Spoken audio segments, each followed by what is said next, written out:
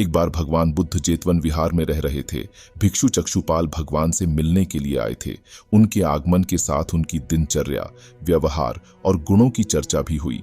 भिक्षु चक्षुपाल अंधे थे। एक दिन विहार के कुछ भिक्षुओं ने कुछ मरे हुए कीड़ों को चक्षुपाल की कुटी के बाहर पाया और उन्होंने चक्षुपाल की निंदा करनी शुरू कर दी कि उन्होंने इन जीवित प्राणियों की हत्या की। भगवान बुद्ध ने निंदा कर रहे उन भिक्षुओं को बुलाया और पूछा कि क्या तुमने भिक्षु को कीड़े मारते हुए देखा है? उन्होंने उत्तर दिया, नहीं। इस पर भगवान बुद्ध ने उन साधकों से कहा कि जैसे तुमने उन्हें कीड़ों को मारते हुए नहीं देखा, वैसे ही चक्षुपाल ने भी उन्हें मरते हुए नहीं देखा और उन्होंने कीड़ों को जानबूझकर नहीं मारा है, इसलिए उनकी भर्त्सना करना उचित नहीं है। भिक्षुओं ने इसके बाद पूछा कि चक्षुपाल अंधे क्यों हैं? उन्होंने इस जन्म में अथवा पिछले जन्म में क्या पाप किए? भगवान बुद्ध ने चक्षुपाल के बारे में कहा कि वे पूर्व जन्म में एक चिकित्सक थे। एक अंधी स्त्री ने उनसे वादा किया था कि यदि वे उसकी आंखें ठीक कर देंगे तो वह और उसका परिवार उनके दास बन जाएंगे।